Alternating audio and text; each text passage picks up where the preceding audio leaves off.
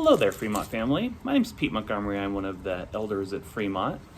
Excited to come to you today as we continue our series looking at the Gospel of Mark.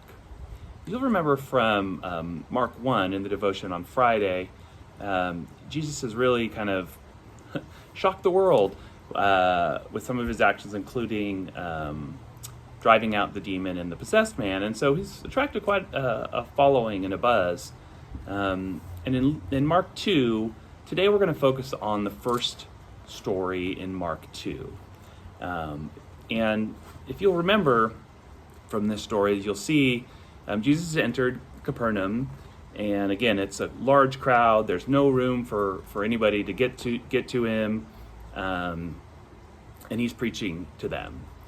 There's some men they really wanted to get their friend near Jesus so that he might be healed, but they just couldn't get in. So they go to some extraordinary lengths, including cutting a hole in the roof to get to him. And we pick up in Mark 2, verse 5.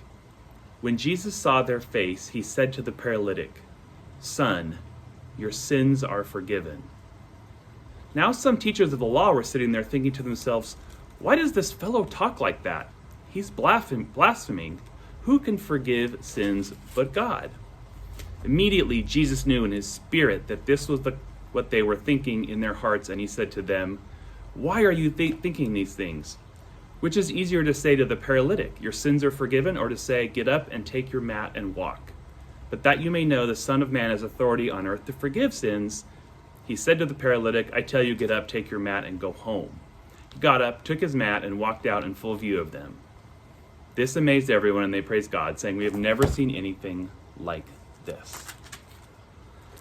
Now, what a shock to these men who had worked so hard to get their friend near to Jesus.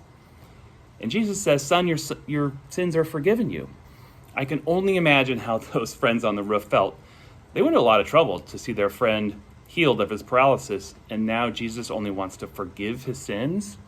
I think they might have been up on the roof shouting, "Excuse me, he's paralyzed. We want him to walk, not to be forgiven."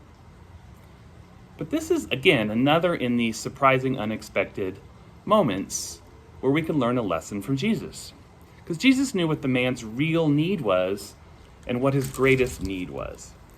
What good is it if the man had 2 legs and walked right into hell with them?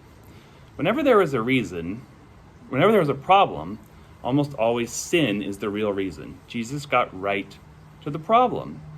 And I don't think Jesus meant that the man was paralyzed because he was especially sinful, or that the paralysis was caused by the sin. Instead, what he addressed was the man's greatest need and the common root of all pain and suffering, our sinful condition. One of the commentaries I was reading about this put it very, very elegantly, and I really liked it. Forgiveness is the greatest miracle that Jesus ever performs. It meets the greatest need, it costs the greatest price, and it brings the greatest blessing and the most lasting results.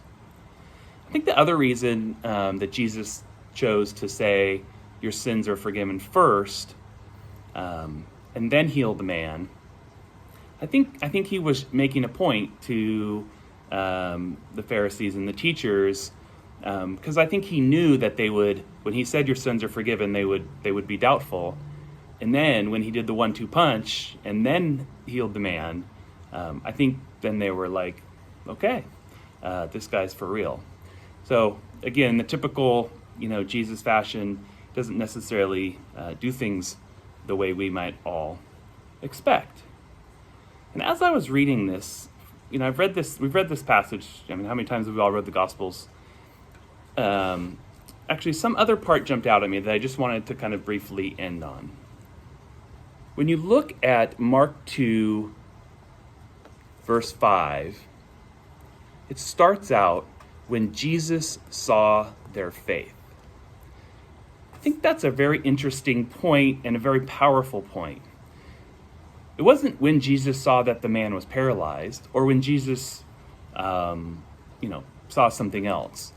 Jesus saw in these 4 men who were bringing their paralyzed friend to him their faith. And that was powerful to Jesus, and caused him to get attention.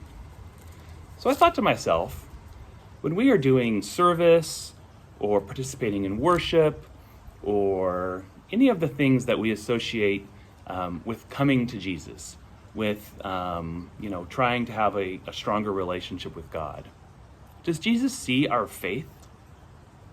Or does he see our burden? Or does he see our looking at our phone or our watch or our clock?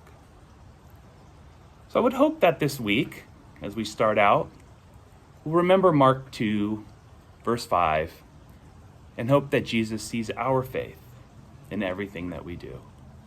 God bless you. Have a great day.